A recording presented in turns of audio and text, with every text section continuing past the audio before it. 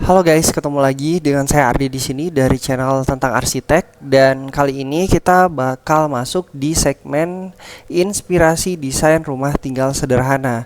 Kebetulan di sini sudah ada modelingnya, dan tunggu sebentar ya, kita bakal geser dulu gambarnya biar kelihatan nih.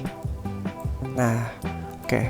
Yap, jadi untuk segmen inspirasi desain rumah tinggal sederhana kali ini tuh kita menggunakan sebuah desain dari Tenars ya. Jadi ini adalah sebuah desain dari Tenars, dan modelnya ini tuh atau konsepnya modern tropis ya, rumah tropis pada umumnya gitu.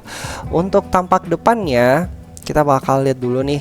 Bagian depannya terdapat beberapa elemen untuk menambah estetika sekaligus untuk menghalau matahari.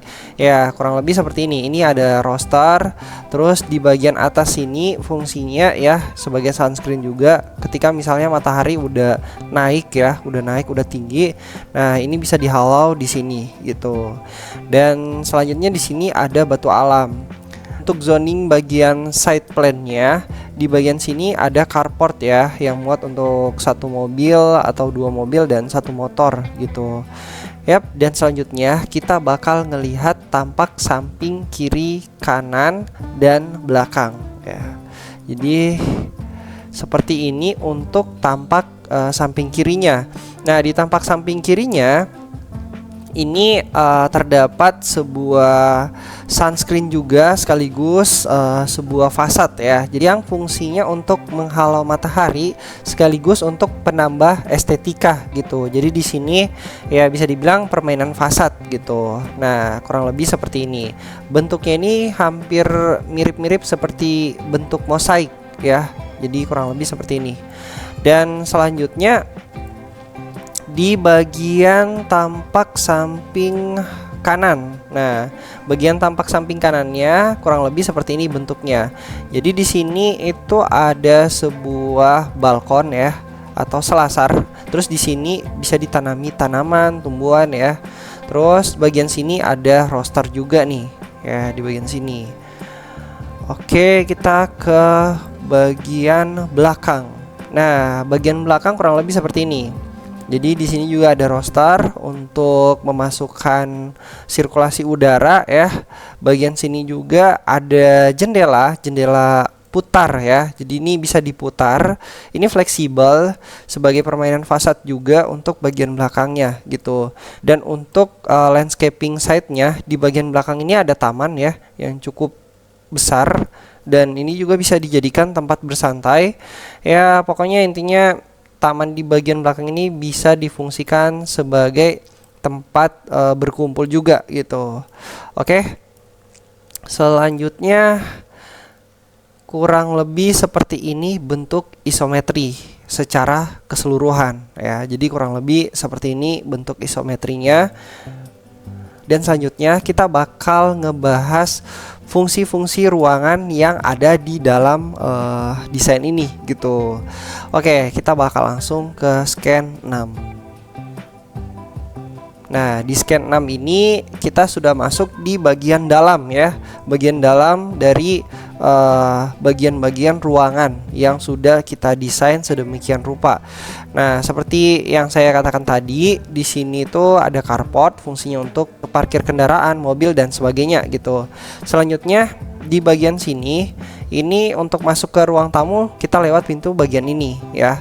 Jadi di sini tuh ada ruang peralihan antara ruang tamu dan ruang keluarga ya. Jadi kita bisa masuk ke ruang tamu lewat sini. Terus model ruang tamunya kurang lebih seperti ini.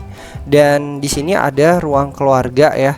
Sebenarnya di sini itu ada dua ruang keluarga ya. Jadi di bagian bawah sama di bagian atas. Nanti kalian bisa lihat sendiri ya di bagian atasnya seperti apa. Nah, ruang keluarga di bagian sini. Terus di bagian sini ada dapur, ruang makan, kamar ya, kamar satu. Di sini ada kamar mandi dalam sama kamar mandi luar. Ini untuk kamar mandi dari dapur atau ruang makan atau ruang keluarga.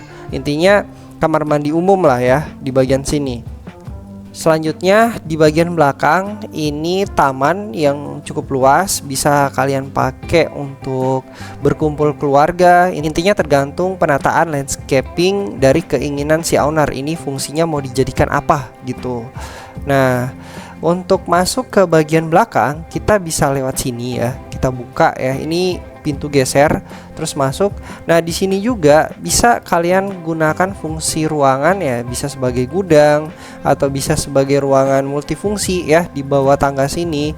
Nah, ini ada permainan lagi nih, permainan roster ya. Kurang lebih seperti ini bentuk detail dari rosternya. Nah, selanjutnya kita bakal langsung naik ke atas ya, ke lantai 2. Untuk ruangan di lantai 2, kita lihat ruangan seperti apa yang ada di lantai 2. Nah, ruangan di lantai 2 ini sebenarnya cukup besar ya.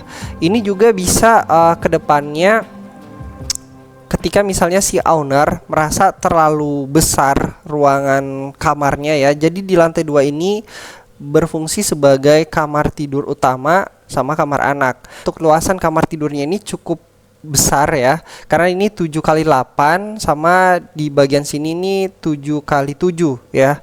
Jadi ini lumayan gede, lumayan besar size-nya. Terus di bagian sini juga ada ruang keluarga ya. Jadi ini lumayan gede sih untuk ruang keluarga di bagian atas ya. Jadi kalau misalnya si owner pengen merubah fungsi, pengen ditata ulang ruangannya, nah ruangan yang terlalu besar ini bisa dibagi-bagi lagi. Misalnya pengen jadi 4 kamar tidur ya, ini mungkin bisa dibagi atau di bagian sini bisa dibagi.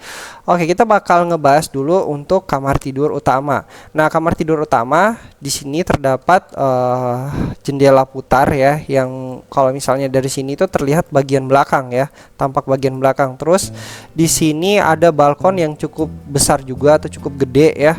Ini untuk tempat kalau misalnya kita penat dalam kamar, kita pengen duduk-duduk di luar ya. Ya, jadi kurang lebih seperti ini desainnya. Selanjutnya di bagian kamar tidur anak ini ada balkon juga nih di sini ya. Ini balkonnya nggak terlalu besar tapi panjang ya. Jadi kurang lebih seperti ini. Nah, fungsi dari balkon ini sendiri ya, jadi balkon ini sebenarnya fungsinya bukan hanya sebagai tempat kita pengen keluar aja gitu, enggak. Jadi biar ada space ketika misalnya hujan itu enggak langsung masuk ke sini ya, nggak langsung masuk ke dalam, atau ketika misalnya sinar mataharinya panas gitu. Nah, ini sinar mataharinya bakal kepantul dulu di sini gitu. Jadi nggak langsung masuk ke bagian dalam ini, enggak gitu. Nah, sinar matahari yang sudah kepantul itu cahayanya atau refleksinya bahkan panasnya itu bisa berkurang gitu. Jadi kurang lebih seperti itu fungsi dari balkon. Makanya untuk material-material yang berada di balkon ini sebenarnya bagusnya ya yang untuk menyerap panas ya. Material-material banyak sih sebenarnya, kayak misalnya ada beberapa material lantai dan sebagainya gitu. Terus yang tingkat refleksinya itu nggak terlalu tinggi, karena kalau misalnya kepantul terus refleksinya tinggi ya sama aja gitu. Jadi bakal kepantul 2 kali ya. Oke, jadi kurang lebih seperti ini organisasi ruangannya di bagian lantai 2. Nah, bagian lantai 2 ini untuk organisasi ruangannya bisa fleksibel gitu. Ini karena ruangannya yang terlalu besar dan ini permintaan owner juga. Ya, mungkin kurang lebih seperti ini. Tapi kalau misalnya pengen dirubah-rubah lagi atau kedepannya mungkin ada revisi atau perubahan atau ada renovasi, ini bakal bisa banget untuk dirubah ruangannya gitu. Dan ya cukup mudah juga untuk merubah ruangannya karena tinggal dipetak-petakin aja gitu. Oke, mungkin kurang lebih segini dulu untuk inspirasi desain rumah tropis atau inspirasi desain rumah tinggal sederhana kali ini.